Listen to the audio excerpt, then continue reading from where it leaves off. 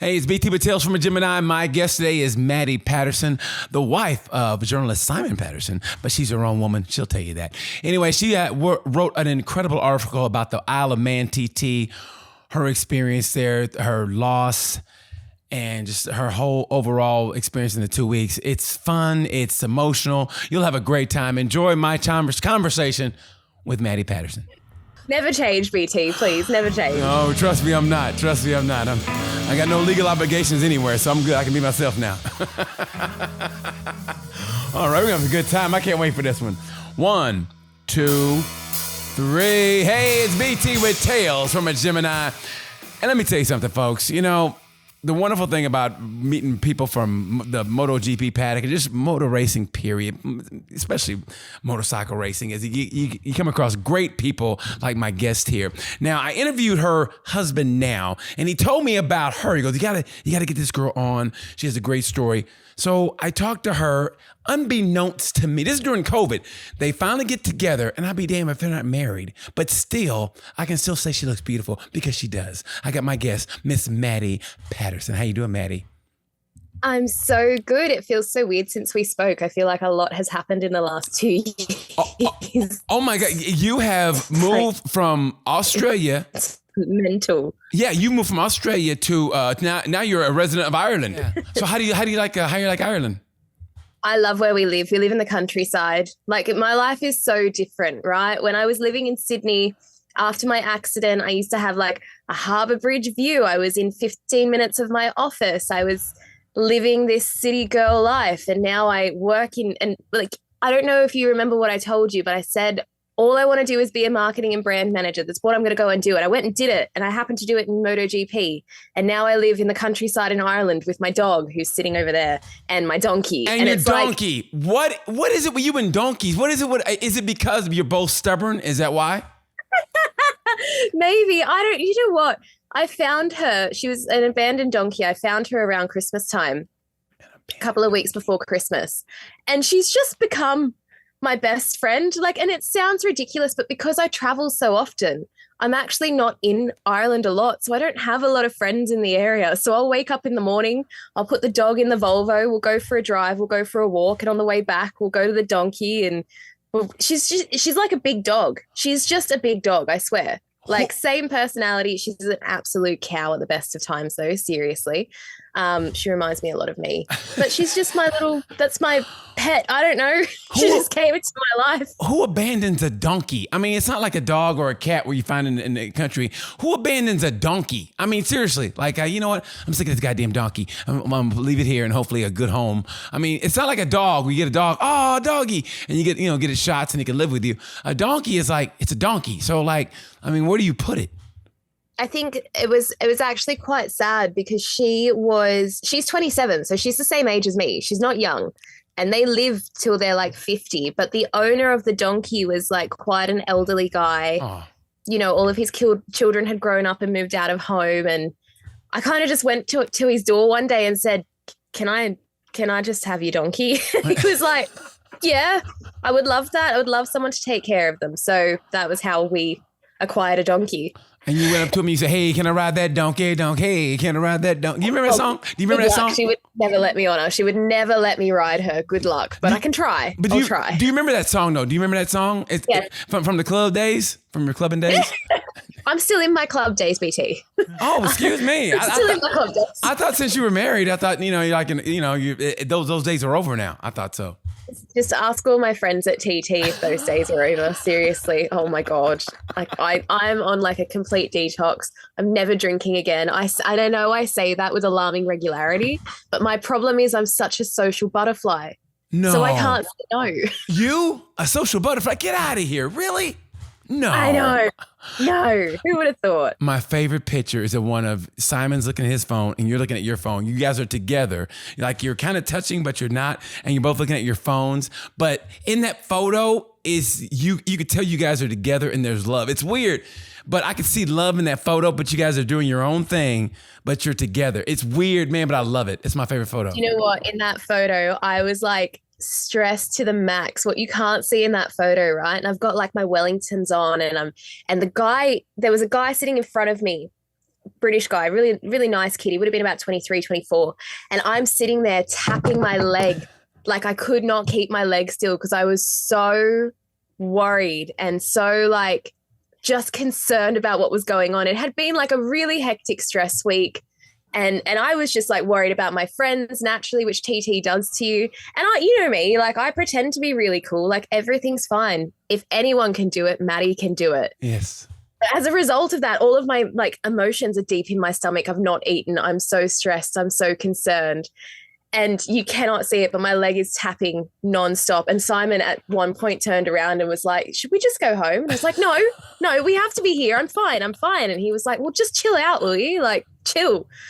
So it took me TT was at a bit of an adjustment. And then he left. He had to go to MotoGP. In with the Magello. So so the rest of the week I was just like, why am I here? Now, that was your second time at TT, right? Yes. Okay. Yeah.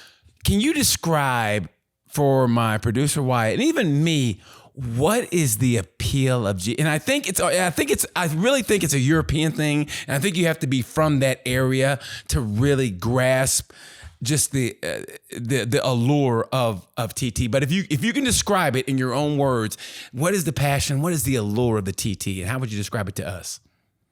I mean, aside from the fact that it's a really, really random island in the middle of the Irish Sea, that in itself is another kettle of fish. Yeah. A few people have said that to me. You know, it's a British thing, it's a European thing. It's really not. The wonderful thing about TT is whether you're a competitor or a visitor, it is completely aspirational. And the point of TT is not everyone's going to be Michael Dunlop or Hickey. You know, not everyone's going to be those guys. But it's not about coming first, second, or third if you're a competitor, because it's literally a race against yourself. It's a time trial race. If you finish within 110% of the winner, the race winner, you get a bronze replica trophy. And that's like saying, you did this. Like TT is one of those things that even the greatest motorcycle racer would never do. You know, I don't imagine you'd ever see someone like Alicia Spargo giving that a crack. And it's the reason why it's so appealing is because outside of all of the excitement and its aspiration, it's dangerous. And we as humans just love to face danger. And it wouldn't be what it is without that history of it. And it's sad. It's actually really sad in a lot of ways. But that's kind of what makes the TT special. It's anyone can do it. And when you walk away, you can say you did it. And not everyone can say that they've done that. It's almost like what a marathon or a triathlon is to some people, almost in a way, but on two wheels, right? Yeah. And 130 mile plus an hour. Like, yeah. Mental. But you had mentioned. Totally mental. Like, and the weird thing about. No. For you had mentioned how you've always been known, you said, to run away from things when it got tough. But for some reason, when it comes to motorsports and this, you have a sense of like, this is where you want to be when it gets tough. Like you have no problem with that, with facing the danger or whatever. And so instead of running away from your problems, when it comes to the TT or it comes to motorsports, this is where you want to be when it all starts going bad. Yeah, I think I like the piece that you're talking about that I wrote that you told me almost made you cry. Oh my God, that was. And hold on, let me tell you, if you guys get a chance, please read "Racing Through Emotions: A Journey into the Heart of the Isle of Man TT," because I mean, honestly, that was so beautiful. It was so well written. And I mean, that hit me like a ton of, I was like, holy shit. I mean, that was journalism. It really was. And to me, I think the icing on the cake, and please correct me if I'm wrong, the icing on the cake had to be when Max Oxley said, yeah, that was pretty good. So Matt Oxley, like all of this aside, Oxo is my man, right? I drink regularly with Oxo. I talk about life with Oxo. So when I wrote that, the first person I sent it to was Matt. I didn't send it to anyone else. And he just sent me 3 lines. He goes, there's 2 typos here and here. I love it. Well done. And if Matt just says something like that, then it's good, like good, done, job done. And then I obviously had to go and edit it because he saw typos that I didn't. But that aside, that means a lot. Like for me as a journalist, for me as a writer, that means a lot coming from Matt because he's lived it. And I remember writing this piece. It was straight after the senior on the Sunday or was it the Monday? No, so I'd written most of this on the Sunday, hungover, naturally. No. And the Monday I'd finished it off. And it was published on the Tuesday. And I remember writing it, and I still hadn't eaten at that point unless it came in like a pint glass. It was just emotion. Like everything came out. And when I wrote that phrase, what did I say? Racing feels like I'm being pulled from one world to another. It feels natural to me. Wow. I've always just chin up and gone on with life, you know, and racing just gives me a place where no one else would. And I don't know why. I don't know why necessarily that is, but it feels like home, because no matter where I go in the world, there's something to win, there's something to do, there's something to compete for. And even in its worst moment, I don't feel like anyone's lost in that place necessarily. Like we're all lost together. Do you know what I mean? It's a really, it's a weird concept, but it just feels like home.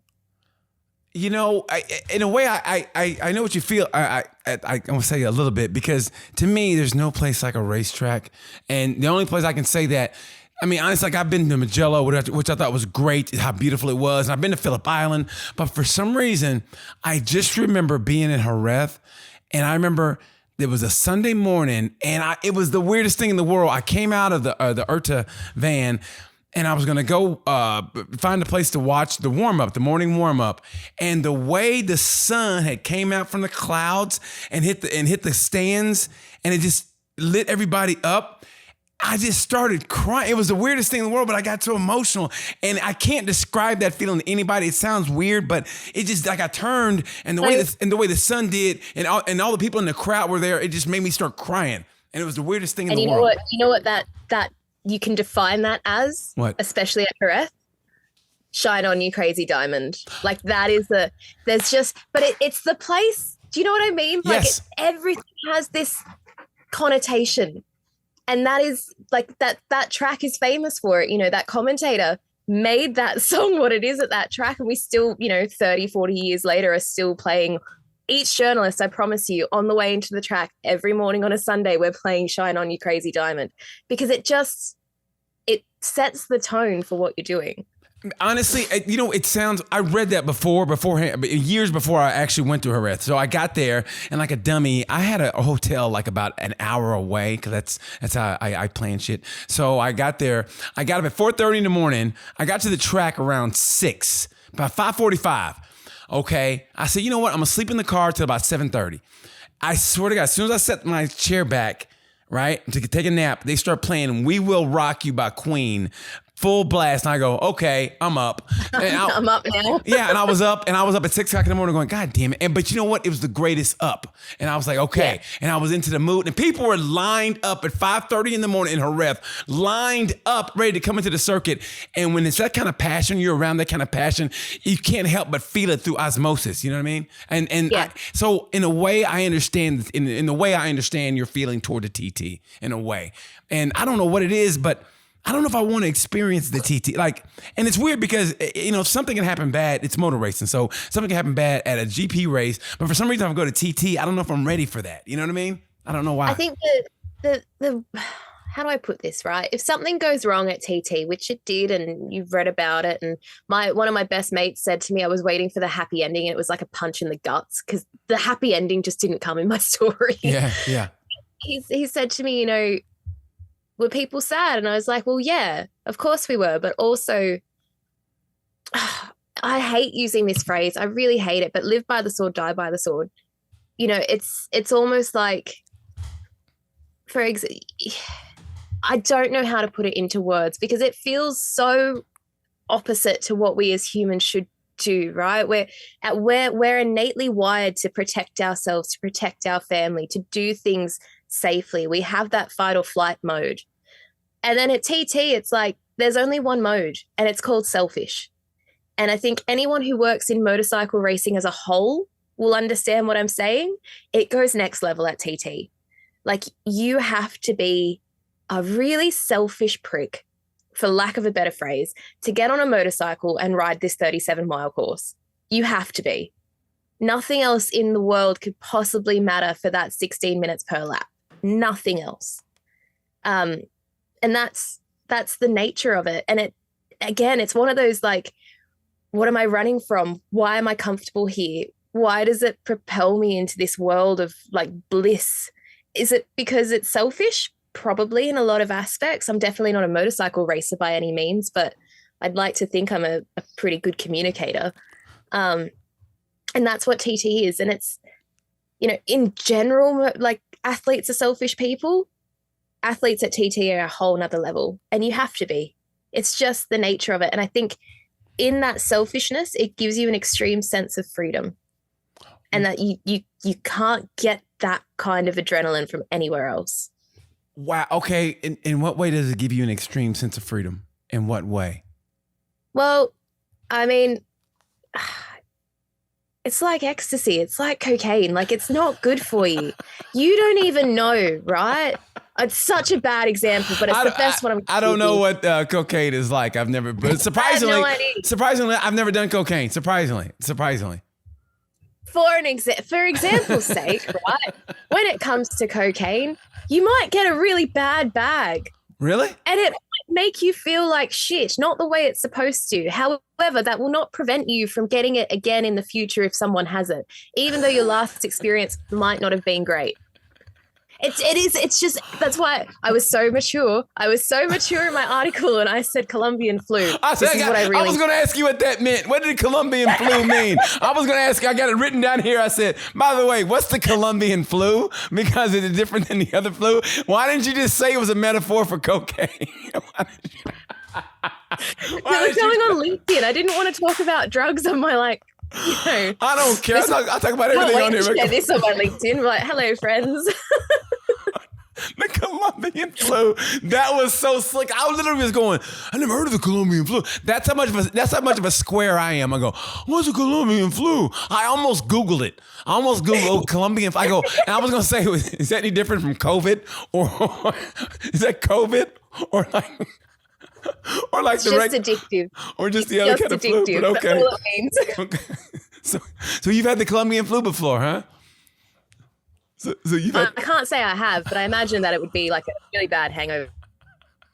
God damn, Maddi. You are crazy, girl. You are crazy. Anyway. I am a married housewife, okay? I am always on my best behavior. I'm Mrs. Patterson, okay? Like, don't get confused. I'm such a good girl in every way. Always have been. No, you guys are to the point of, honestly, I don't know. I get this every now and then. I love how I move. I mean, I don't have any obligations to anybody, whatever. Every now and then I get to this, I get lonely, and I kind of go, man, I kind of like somebody in my life. Every now and then I'll shake it off like, okay, I'm cool. And so I swear to God, like lately it was like kind of like, man, I wish I had somebody to talk to. And for some reason, I know I was talking to you, and for some reason I want to go to Ireland. Right before Silverstone, and I kind of want to go over there. And I go, you know what? Me and the Irish get along great. Maybe I can find an Irish wife. Maybe I'll find an Irish wife when I go to Silverstone. You know? Oh, you don't want an Irish wife. Why is that?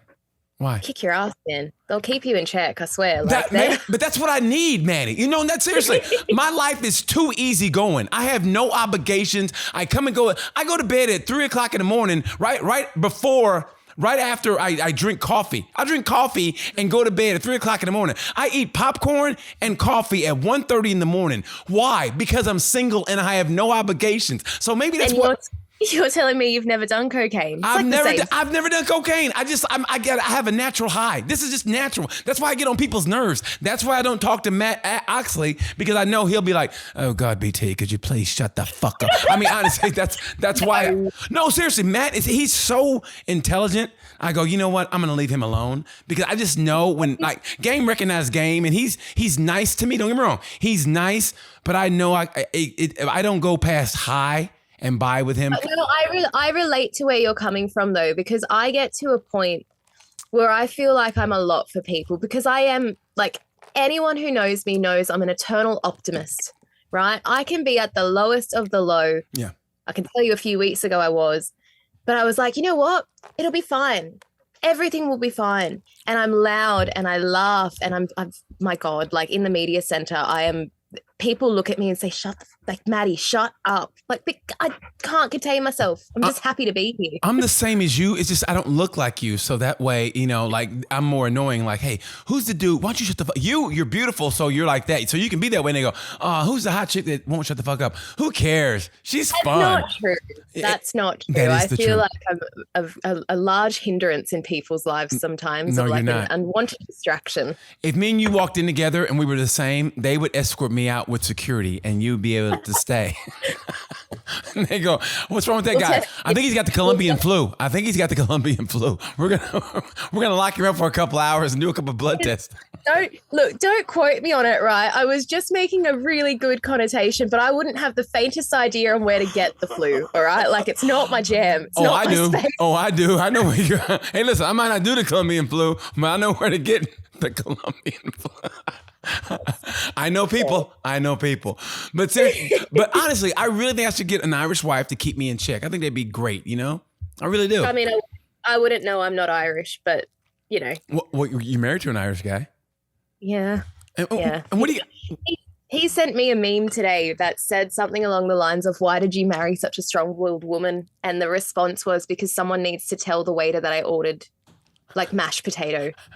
And I was like, you're so weird. Like, for God's sake, man, ball up a little bit. Like, I love him to death. I do. But I'm so glad that we're having some time apart. It's been a full-on year of, like, us together every single day. But y'all are so beautiful. No, y'all are beautiful together. I love watching how you guys operate. I mean, like, it's fucking, if you guys get a chance, you gotta, like I said, that's my favorite picture of you guys. Like, you're in your own world, but you're still together, and it's so you. If you gotta know you, anybody who's know you guys knows that is you. And it's so beautiful. I love watching you guys. I really do. I think it's beautiful. So I'm gonna get me an Irish wife, maybe, I think. It's during Silver. You live next door to us. The house next door is for sale, so why don't you pop on over? Now, where in Ireland are you? Where are you, in Northern, or where are you? Yeah, so we live in the north. We live close to Derry in the north. Okay. So we're about 10 minutes from Derry, not far at all. About an hour and a half from Belfast and 2 hours from Dublin. Belfast was the greatest movie one of the greatest movies of all time. Did you see Belfast? I did. My best friend's little sister starred in it. It's one of the greatest movies. It really is. It's one of the greatest movies. And I mean, and you know what's great about the Irish is that they have a congruency with, like, the Black Panther movement. And I love that. What's her? Bernadette Devlin. Yes. Man, I mean, she was like 1-on-1 with the Black Panthers. She knew what they were doing, and in a way, she was doing the same way, because she fought for civil rights in Ireland. Yeah. She was shot 9 times in front of her kids and still survived. That's a tough woman. That's what I'm talking about right there. I think, moving to particularly the north, like I live in Northern Ireland, and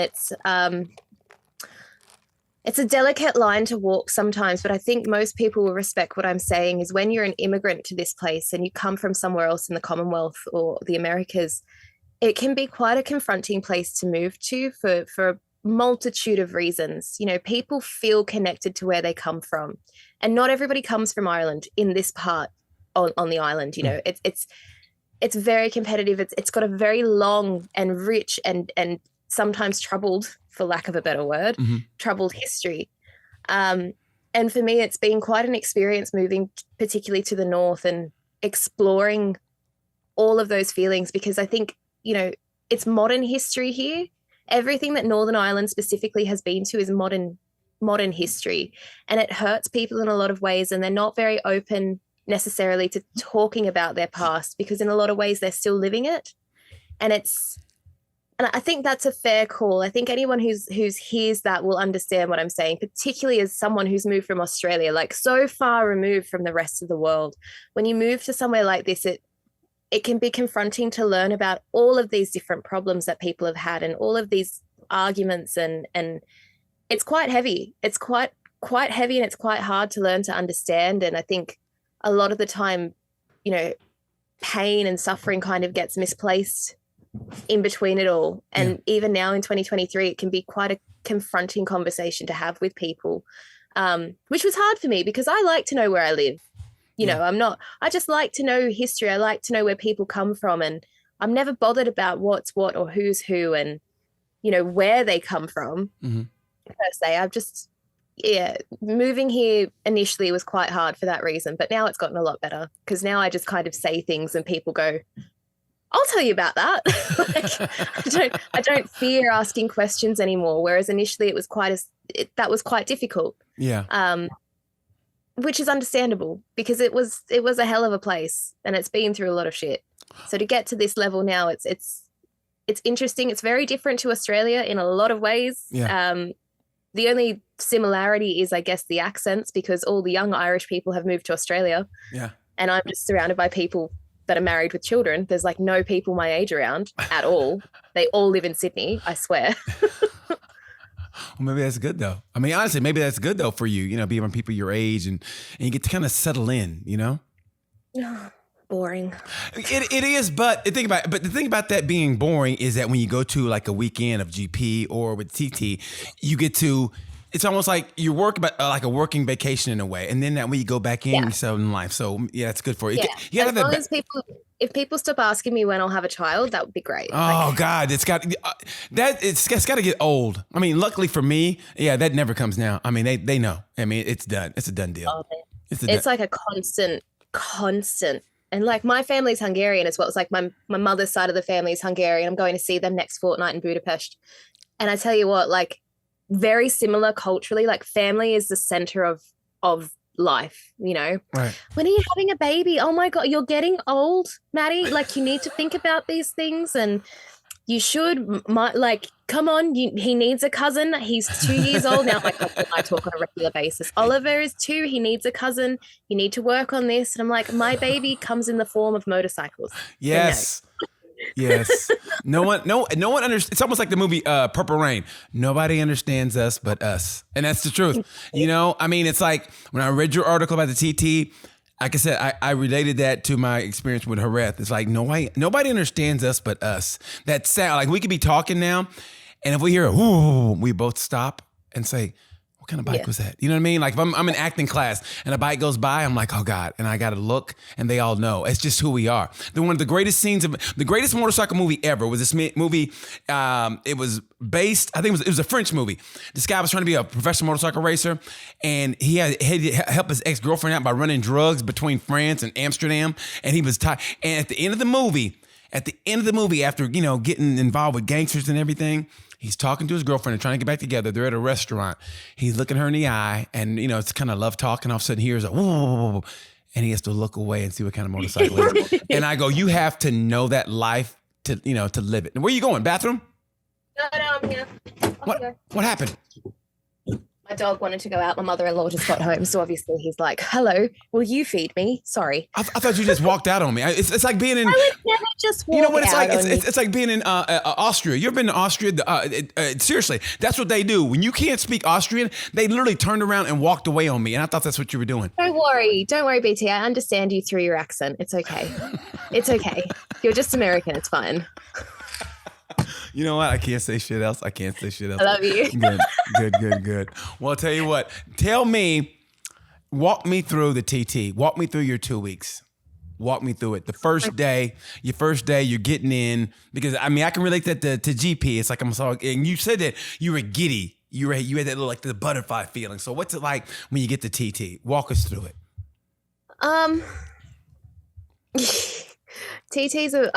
It's like I said, right? My first TT, and I really say it when I mean it. I wish I could have my first one again because I didn't know anyone, and that was beautiful.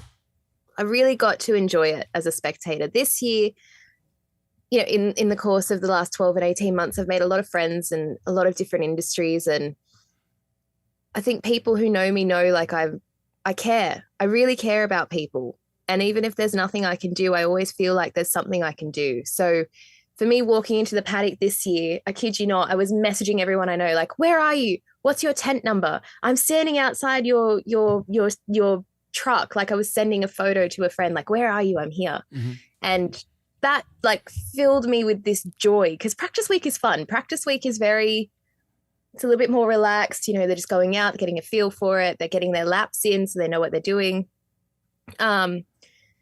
So So I was really giddy, and I was, messaging people like Dom Herbertson, who I love. I adore Dom. I'm like, where are you? He's just the sweetest boy.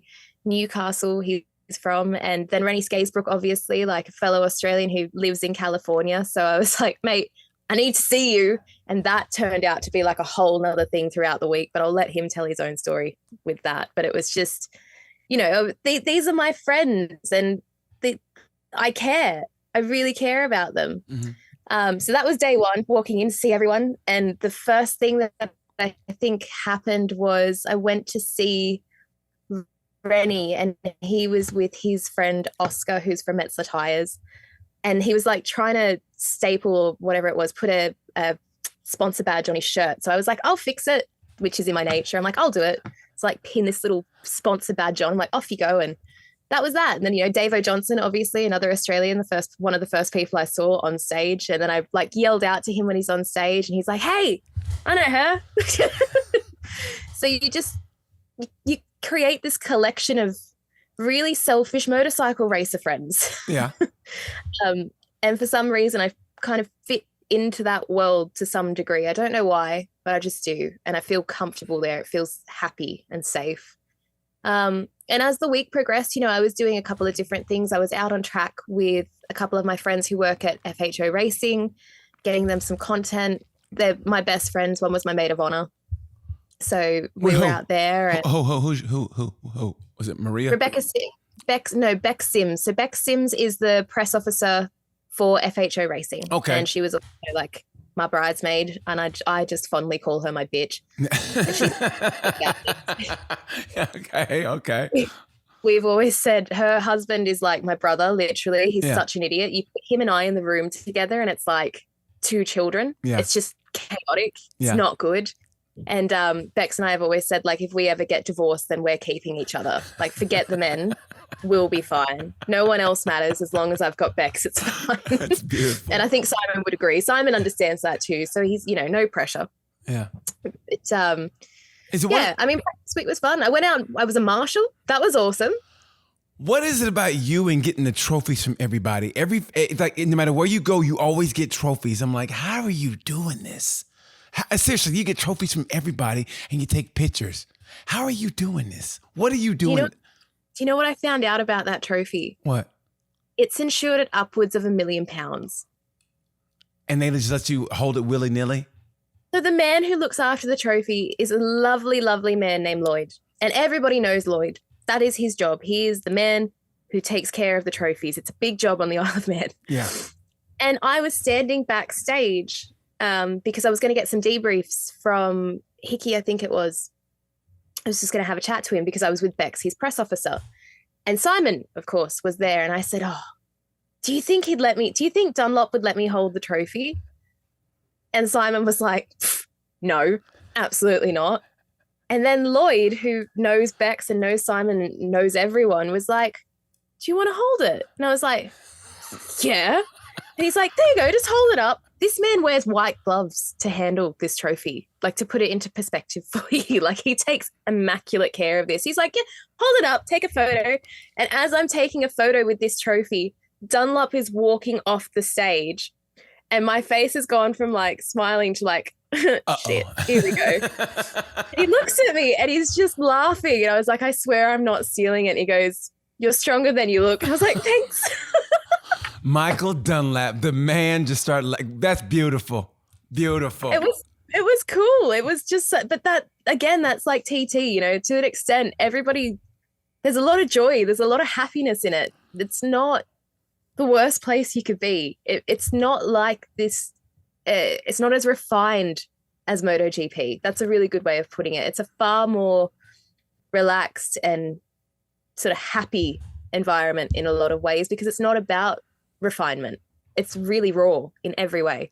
Now, but do you feel though, like as it goes on, do you feel that in the air that little maybe tension coming because maybe it's time to race time, whatever, and we know what happens. So do you feel that in the air, like okay, they're it's starting up and it's you hear the boop boop boop and they start and no matter where you're at, it's happening. Do you feel that?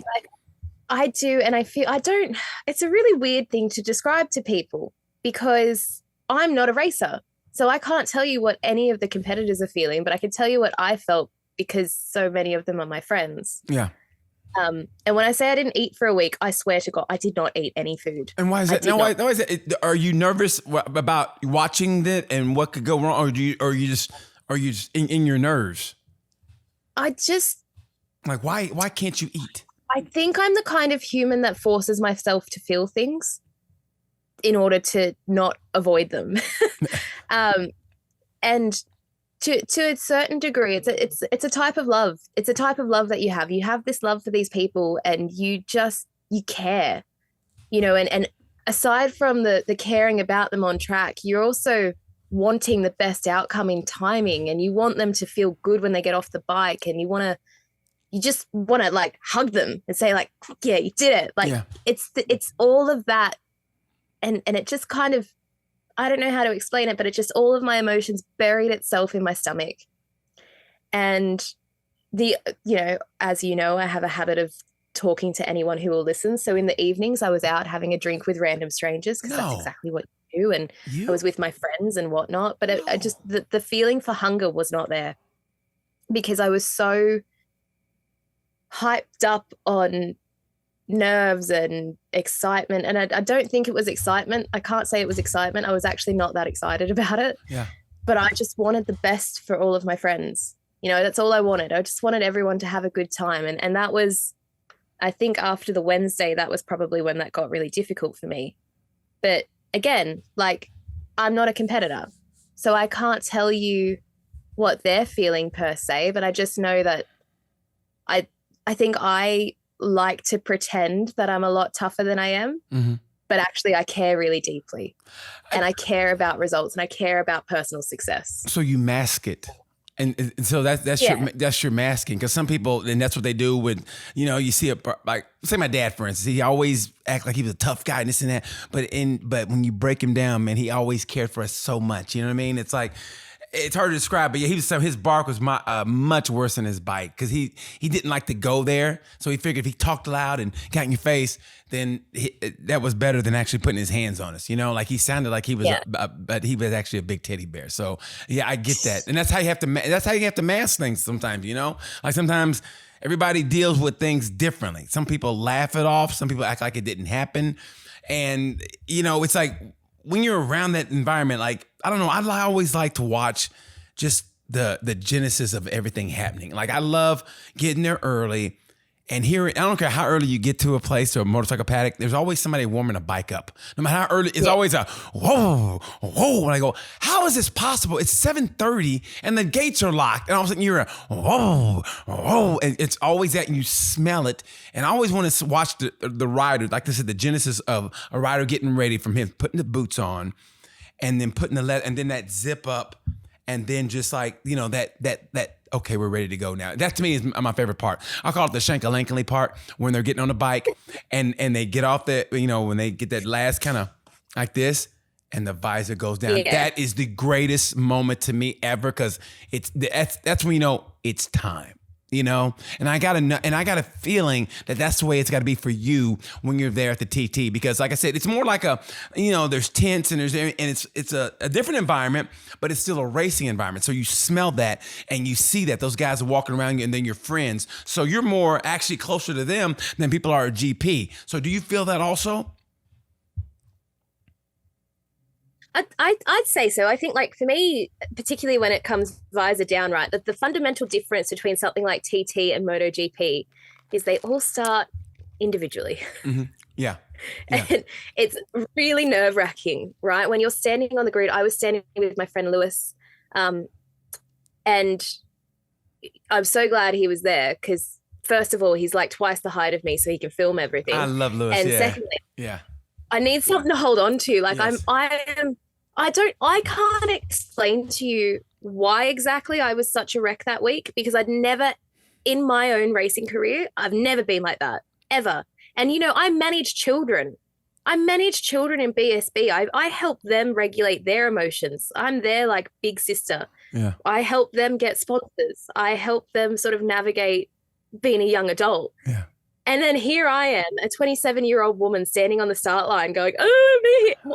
I cannot, I don't know why I was like that. I've never been that way, but looking back and when I was writing my piece and really like giving my emotions the time of day, it's that singular start, right? It's one by one, it's separated by 10 seconds, and it is that fear of the unknown. And I think, you know, Faye Ho went on television and said like, well, I don't have any nerves, I'm fine. I'm like, that's great for you, Faye. With all respect, like, how? Yeah. How are you doing that? Like, I'm beside myself. And I don't know why. I mean, I do know why. It's just from a place of care, and that's all it will ever be. But it was just hard, and it gives you it's not a bad feeling, right? But it's a very different feeling of anticipation, because in MotoGP they all start at once and they go. There's lots of runoff. It's a closed circuit. They're going to be back in 2 minutes. The race is going to be over in 45. Yeah. But in this kind of start, it's like one by one. You just see them jet down this hill, all the way down Bray Hill, and like bumping away. It's insane, complete insanity. And I will go back and I will do it again. And I almost feel like for me to be able to go back and do it again, I had to feel all the crap that I felt this year to know that that's what I'll feel like again in the future and how to handle it. Because I was alone. Like my husband wasn't there. And as much as I bang on about like, you know, I'm not just my husband's wife, which is completely accurate. I'm a whole person. Yeah. That aside, he's also, you know, my emotional confidence sometimes. And when he's not there, I tend to do things like drink a little bit more or make some, you know, not wise decisions because I'm having fun in the sense that he's not there. And because I'm stressed, I'm like, yeah, one more gin and tonic, that'll be great. Yeah. For God's sake. So it's actually managing those kind of relationships and how you manage without the people that are around you all the time. And it really, it's a place in the middle of the Irish Sea, completely removed from the rest of the world.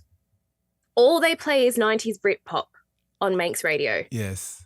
It's just, it's not like anywhere else. And again, like all that matters for that 2 weeks is racing. That's it. Nothing else can matter. And that's such a bizarre world to step into. There's really nothing like it. You know, even the Northwest 200 doesn't have that near the same level of like anticipation that TT does. I don't know if you want to walk through it, but can you tell me about Raul Torres? I mean, I don't know if you want to go through that or go down that road. Yeah. No, I mean, that was, I think how do I talk about Raul has been loved by everyone in that paddock. Raul didn't have no one could ever say a bad word about Raul. Like you just wouldn't, you know? And I met him last year. He reached out to me on Twitter and Simon on Twitter and said like, oh, come and see my tent. Come and chat to me. You know, I'll do an interview with you. Motorcycle races. Yeah. I'll do an interview with you. Yeah. And then we saw him again at the Northwest last year. I think it was just before TT. We saw him at the Northwest. We saw him at TT. We saw him at the North. My mother-in-law saw him at the Northwest this year. And I had spent all of practice week looking for this guy, like all of practice week. And we'd been, you know, conversing back and forth. He's like, I'm doing this. I'm going in this race. I'm here. I'm there. And I was so just engrossed in whatever I was doing that I said, cool, I'll catch you there. I'll catch you there. And it's such a weird, that whole day is just so weird to me because, you know, I had friends that had had a really good day. You know, they'd finished their race. They're like, good, we've got 2 days off. We've reached our goals. Like we've done this, I've finished. And we were in a good mood. And I was going down to see either Rennie or Dom. I can't remember. I was walking through the paddock. And as I was walking down, Raul was walking out of the toilets. And he saw me and he was like, Maddi! And I was like, Raul! And I grabbed him for a hug. And we were just talking about the TT and talked about the Northwest briefly. He did like a little promotional gig at the Northwest. And he brought up my mother-in-law because she had organized that at the time. And I just remember saying like, okay, well, I've got to go. I'm going to Bray Hill. I'm going to watch your race with my friends. We're going to be in the driveway across from, you know, we'll see you. And he gave me a kiss on each cheek. And he just said, I'll see you tomorrow. And I said, yes, I'll come and find you to help him with that this year. And kiss on each cheek, smiling. And I do this. I skip, I run, I don't know why. I jump when I go places, and I kind of ran away, and I waved back to him, and he waved to me. And that was the last time that was the last sort of interaction we ever had. And, that evening we were watching the race, and we saw the safety car go past, and we saw the police car go past. And I think all of us in that space are well enough acquainted with the TT to know what that kind of response means. Yeah. But you don't give it a second thought until you know. Until you don't know, so you don't think about it. It's very much that's the way of it. And then I got a phone call to say, like, okay, well, this is the case. This is what has happened. And I was in complete shock. I was like, no, it's not. How do you know that? There's no announcements. You're lying. You don't know that. It's a rumor. Shut up. How do you know? And it turned out it was true. And upon hearing that, when I'm stressed, or when I have bad news or bad things happen in my life, I just like to, I don't come back, but I just need to go. So I went for a walk, and I got, I don't know, half a mile away, a little bit more than half a mile. And I walked back. So a mile later, I'm back at where I started. And I remember telling my friends that it was just, there was no air. There was no air. And the thing is, it's not like any of us necessarily knew him like best friends, or, were going to each other's weddings or christenings or whatnot. But because the community is so small, you get to know everyone quite well. Right. And that was really hard. And I felt horrible having to break that news, because I felt like I was so unempathetic in the way that I said it. I just said, he's died. It just slipped out, in between one person telling me, thank you for all your help this week. There's me just going, he's gone. And that was it. There was no air in the room. It was just heavy. It was heavy. And then we had dinner. I went home, got up the next day and got on with it. And it sounds horrible. It sounds so horrid. But also that's the way that this works. And, when I think about Raul, he wasn't a stranger to the TT. He's been doing it for a long time. He's quite a renowned road racer. He knew. Everybody knew. Everybody knows. And it's painful and it's hard and it's not easy to talk about. And I feel like in a lot of ways, me talking about it will probably upset a few people, because it's not something that's done. I think to a degree, even the piece I wrote upset a few people, because we're not like that. Why did it upset them? Like, why exactly? Why did it upset them? And what part of it did? I don't know personally, but I can imagine that it would, because it's we don't talk about emotions.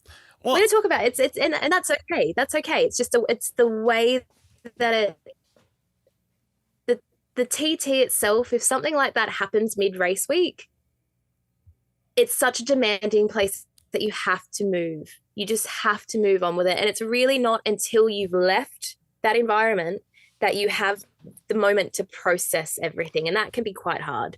And I'm not going to sit here and say like I said, I was best friends with him or anything like that. I wasn't. But I know people in the world that were. And I can only imagine, that took its toll on me emotionally. I can imagine what that must have been like for other people in the paddock and stuff. So it's an interesting topic to talk about. We don't talk about it. We're not very, it's just, but we talk about it and we deal with it in our own space. It is a very odd circumstance. But they have to know that that's what comes with it. I mean, it is. And how people deal with grief is how they deal with grief. And it's not like you desecrate his memory. You know, it's No, just no. nothing like that. I mean, everybody and how people respond also is how they respond. So, you know, they have a right to respond how they want to. But at the same time, when I read it, I was like, wow. I mean, it hit me because it's like, but there is a finality to it. It's like when Simon said he's gone, it's like, fuck. And it hit me. I was like, oh shit, you know? And it's like, even when I remember when it happened, when I read it, I was like, God damn it. But at the same time, and this sounds so cliche, but it's the truth. It sounds so cliche, but you know what? He died doing what he wanted to do, what he loved to do. He knew the risk, and that sounds bad, but they knew, and they all do. But at the same time, hey man, you're gonna die anyway.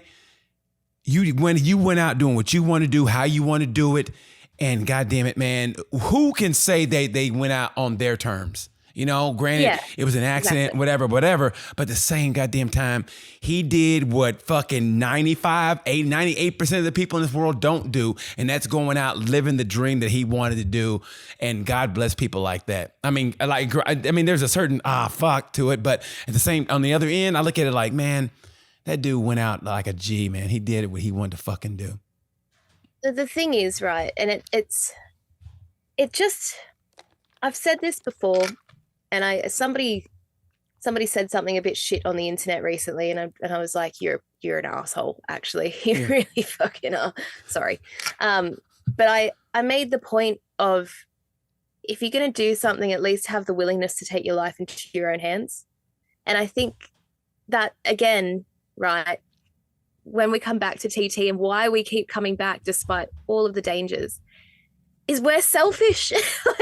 And that's okay. It is just a definition of selfishness, but freedom. It's complete and total freedom. And it's horrible in a lot of ways, and it's horrible for the people that are around you. But in the same token, I don't think life would be the same without it. I don't think we'd do it any other way. You said it best in your great article. You said deep down you understand it can never be quite as extraordinary as that initial experience, but that won't deter you from pursuing it relentlessly.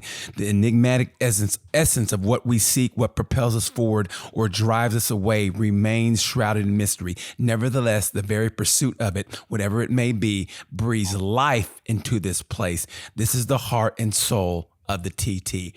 And that is what made me go, motherfucker. And that's the truth. And I mean it. That's the truth. That's how you put it in there. And how you process that, what you wrote is how you process that. But to me, that was the bam exclamation part, boom. And that's beautiful.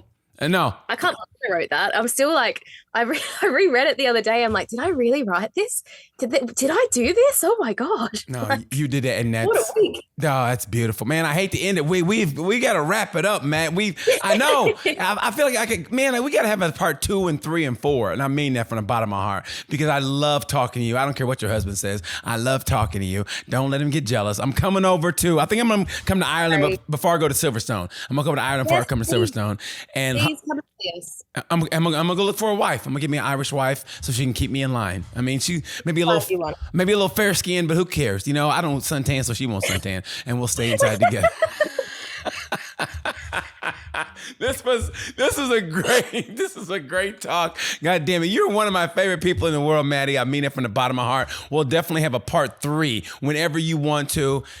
I mean that. God damn it. This was beautiful. This was great. A great article. If you get a chance, read. You know what? I'll give you. Go ahead. I'll give you the inside scoop. You'll want to talk to me 12 months from now. That's all I'm saying. But 12 months from now, you'll be like, Maddi, we need that part 3. Like, that's okay. Bet. And I'm only saying this on a podcast that goes out to a lot of people to hold myself accountable. So just remember that 12 months from now, you'll be like, I need to speak to Maddi again. We will speak. Work on getting me a wife over there. I don't care if hopefully they're involved in motorcycles. So you work on. Oh, you don't really want to get married, do you? Like, marriage is just so much work. Honestly, I would love to be 19 years old again. The absolute menace to society I was. Oh, I still am, but I'm married, so it's like. It's mature. Find out who likes me over there. Find out who likes me over there, Maddi. Find out who likes me over there, and I'm coming over there, okay? Okay? Hey, do you think this guy's okay? Yeah, okay, great. And you find out, and then we'll all live together, kind of like the Brady Bunch. Oh my God. No, if you and I lived next door to each other, that would be a recipe for disaster. Because it'd be like with all respect, it'd be the token black friend and the Australian girl living in a small country town in Ireland. I don't know. Do you know it would be a sitcom? It would be a total sitcom. There's only 500 people in my town. They're all related. Except for me. We'll be on Netflix. Is what we'll be on Netflix. It'll be a Netflix and chill kind of show. Listen, Maddi, I'm up against it. I gotta go, baby. You have been wonderful. I loved it. If you guys get a chance, please check out Maddi's article, the great article she wrote, Racing Through Emotions, A Journey into the Heart of the Isle of Man TT. You are going to love it. Maddi Patterson, damn it. I love you, baby. I mean it from the bottom of my heart. Thank you so much. Anything else you want to say to these people before we get out of here? No, I'm all good. Just hold me accountable. That's all I'm telling you. I will definitely do that. Ladies and gentlemen, thank you so much for watching Tales from a Gemini. My wonderful, lovely guest, Miss Maddi Patterson. Thank you so much. Love you. Thank you guys for watching. And like we say about this time, you know the word, peace.